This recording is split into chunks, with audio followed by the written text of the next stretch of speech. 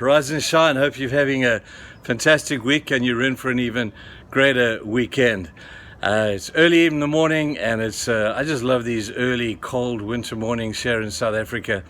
We're looking forward to hosting people from South Africa back here again on our teams working in Genesis in the community. Can't wait for you guys to get yourselves back here again. There is plenty of good stuff to do. I know it'll be a blessing to you as much as you're an incredible blessing to all of us. Again, thanks to all of our partners around the world. You guys are totally awesome. And we just want you to know that you are making a difference. And that's what life is all about, is it not? Just making a difference to the world around us. Well, I want to conclude the Jehovah Tsidkenu study today. We've looked at righteousness as it has been desired. We've got this inside desire for it. We've described righteousness on Monday. We've looked at the description of righteousness from the point of view of how do we get it.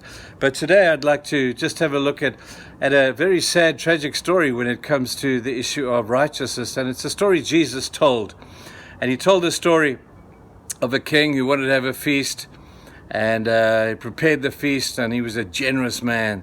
And he sent his servants out after the feast was ready and the preparations were all done. And he said, okay, people, go and call everybody to my feast.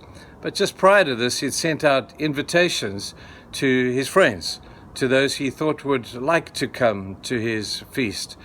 And he was very disappointed because nobody responded and they all just came with sort of excuses. And you can read this parable in Matthew chapter 22. It might be good for you to don't read that. The tragedy of an unresponded to invitation. The people came with all the most ridiculous excuses in the world. And the king was somewhat angry and disappointed about that. So he says to his servants, go to the highways and the byways and bring them in.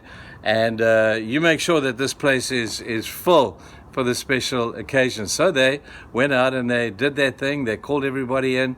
And when the king arrived, he smiled because the place was full of people and he was absolutely overjoyed.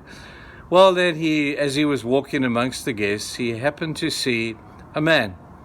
And this man was not dressed appropriately. You see, you've got to be dressed appropriately if you want to come to this party. This man was wearing a robe that didn't fit. So he walks up to this man and he said, well, how did you get in here? And the man said, oh, they let me in at the door. And the king said, well, on what basis did they let you in? You're wearing the wrong robe. And he was shocked. And he said, well, what do you mean I got the wrong robe? Look, isn't this not good enough? Oh, it's a little bit old, might be a little bit tatty, but look what I've done. I've tried so hard to fix the holes, and I've prepared it, and I've ironed it, and I've washed it, and I know it's not quite what it should be, but isn't it good enough? And the king was angry. He said to his soldiers and his security guards, he said, hey, take this man and get rid of him and cast him out of this place. He's wearing the wrong robe. Now, Jesus told us that story to make a very, very strong point. There will one day be a marriage feast of the Lamb, and only those who are appropriately dressed are going to be at that place. And I know that we can use it in the context of the marriage feast because it's kind of like a meal that the king will one day host.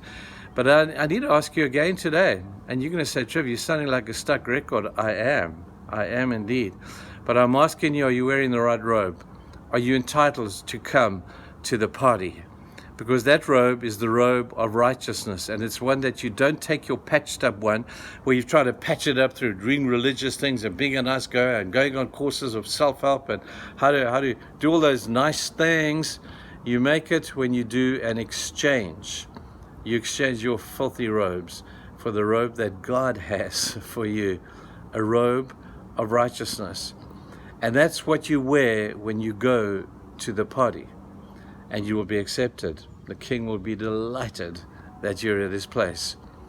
You know, there's a frightening passage, I think it's Matthew 25, where Jesus says to a bunch of people, he says, you know what, there's a whole bunch of you who think that you're the real deal, but I don't even know who you are. He says, you act like Christians, you talk like Christians, you do things Christians do, but you're not Christians because you have not attained or received the robe of righteousness that only God can give. You see, this is reserved for those who are humble enough. It's generally pride that keeps us away from receiving the robe, because we kind of think I can do it on my own. I've got my own robe and I'll just fix this, and they better be happy with this one because I really worked hard on my robe. Well, people, you can work as hard as you like on your robe. It's never going to be good enough. The advice, my plea to you, is make sure you've got the robe of righteousness, that when you arrive at that feast, Jesus says, man, you're the man. I know you by name. You are welcome in this place. Celebrate with me today the wonder of the robe of righteousness, the wonder of us as sinful human beings to being able to be declared holy and righteous in the eyes of this perfect God who declares us perfect, not behaviorally, but certainly in essence, because of the robe of righteousness and our receiving of it. I love these thoughts. They make a big difference to our lives. I hope they make sense to you. Guys, have a fantastic weekend, and we are a bit down because of the issue of the numbers we're allowed to have at church, but find yourself to church if you can.